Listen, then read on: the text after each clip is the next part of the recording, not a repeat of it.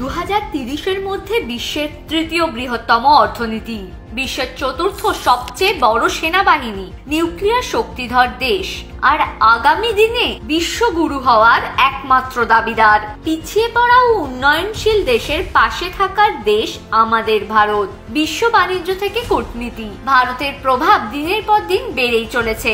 বর্তমান বিশ্বের মোট 201টি দেশের সঙ্গে কূটনৈতিক সম্পর্ক আছে ভারতের। এছাড়া ফ্রান্স, আমেরিকা সহ মোট 27টি দেশ, ইউরোপীয় ইউনিয়ন ও এশিয়ানের সঙ্গে স্ট্র্যাটেজিক পার্টনারশিপ রাখে ভারত। সংযুক্ত আরব আমিরাতে তৈরি হয়েছে সনাতন মন্দির। ভারতের দাদাগিরিতে আমেরিকা, রাশিয়াও এখন একজোট হতে প্রস্তুত। অ্যারো ইন্ডিয়া 2025-এ মুখোমুখি আমেরিকান F-35 ও রাশিয়ান সুখোই 57 যুদ্ধ বিমান, যা গোটা বিশ্ব কোনোদিনও দেখেনি, তা করে দেখাচ্ছে মোদিজির ভারত। কংগ্রেস আমলে ভারতের বিদেশ নীতি সাধারণত 4টি দেশের মধ্যেই সীমাবদ্ধ ছিল: চীন, আমেরিকা, রাশিয়া, পাকিস্তান। তাহলে মোদি সরকার আসার পর কিভাবে বদলে গেল ভারতের বিদেশ নীতি? 1947 সালে স্বাধীনতার পর থেকেই ভারতের সংস্কৃতি, শিক্ষা, ধর্মকে বিশ্ব দরবারে প্রকাশ করতে দ্বিধাবোধ করত কংগ্রেস সরকার। কেন? ভারতের সংস্কৃতিকে বিশ্বের কাছে তুলে ধরতে লজ্জা পেত কংগ্রেস। নেহেরুই প্রথম, যিনি কাশ্মীরের সমস্যা নিয়ে UN এর কাছে যায় এবং পাকিস্তানকে সুযোগ করে দেয় এই সমস্যাকে আন্তর্জাতিক সমস্যায় পরিণত করতে। শুধু তাই নয়, চীনের সঙ্গে পঞ্চশীল চুক্তি স্বাক্ষর করে ভারত। চীনকে নিঃশর্ত সমর্থনের আশ্বাস দেয় কংগ্রেস সরকার। কিন্তু কংগ্রেসের এই বোকামির সুযোগ নিয়ে চীন কি করলো? 1962 সালে ভারতকে আক্রমণ করে বসলো ড্রাগন দেশ। আর ভারতের কপালে কি জুটলো? পরাজয় আর দখল হলো আকসাই চীন সহ ভারতের সীমান্ত এলাকা। এখানেই শেষ নয়, কংগ্রেসের ভুল বিদেশ নীতির উদাহরণ আছে আরো। ইন্দিরা গান্ধী যখন প্রধানমন্ত্রী ছিলেন, 1975 সালে ভারতে জরুরি অবস্থা জারি হয়। মনমোহন সিং প্রধানমন্ত্রী থাকাকালীন ভারত নিজের অর্থনৈতিক উন্নতির জন্য বিশ্বের কাছে হাত পাততে শুরু করে।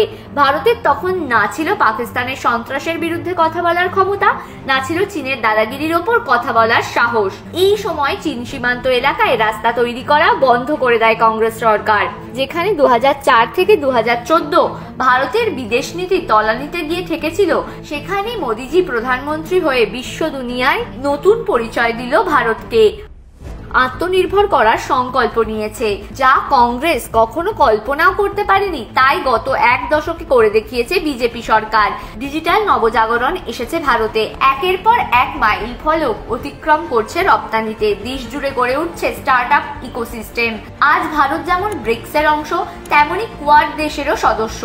ভারত এখন কোনো একটা দেশের ওপর নির্ভরশীল নয়। ভারতের বন্ধু যেমন রাশিয়া, তেমনি বাণিজ্যের জন্য আমেরিকার পাশেও আছে নতুন ভারত। একসময় পশ্চিমী দেশের কথা মুখ বুঝে শুনেছে কংগ্রেস সরকার, কিন্তু এখন বিশ্ব সংকটে ভরসা সেই ভারতেই। সে করোনা মহামারী হোক কিংবা রাশিয়া ইউক্রেন যুদ্ধ, পরিস্থিতি নিয়ন্ত্রণ রাখতে ভারতের দিকে তাকিয়ে গোটা বিশ্ব। সন্ত্রাস দমন থেকে শুরু করে জলবায়ু পরিবর্তন, বিশ্বের যে কোনো সমস্যায় পথ দেখাচ্ছে ভারত। পাকিস্তানকে নিয়েও ভারতের বিদেশ নীতিও বদলে গেছে। কাশ্মীর থেকে অনুচ্ছেদ 370 বাতিল করেছে মোদী সরকার, যার বিরোধিতা করতে আসেনি কোনো দেশ। বিশ্ব দরবারে আজ পাকিস্তানের যা অবস্থা, তা সম্ভব হয়েছে মোদিজির বিদেশ নীতির জন্য। শুধু পাকিস্তান নয়, চীনকে নিয়েও বদলে গেছে ভারতের নীতি। চীন সীমান্ত এলাকায় গড়ে উঠেছে বাঁধ, রাস্তা, টানেল। চীনকে পাত্তা না দিয়ে দেশের সুরক্ষার্থে বন্ধ করা হচ্ছে চীনা অ্যাপ। আর বাংলাদেশের কথা তো ছেড়েই দিলাম, কারণ ওদের অবস্থাও পাকিস্তানের মতোই হতে চলেছে। এতদিন আমরা 3 ধরনের ন্যারেটিভের কথা শুনে এসেছি: খ্রিস্টান ন্যারেটিভ, ইসলামিক ন্যারেটিভ এবং কমিউনিস্ট ন্যারেটিভ।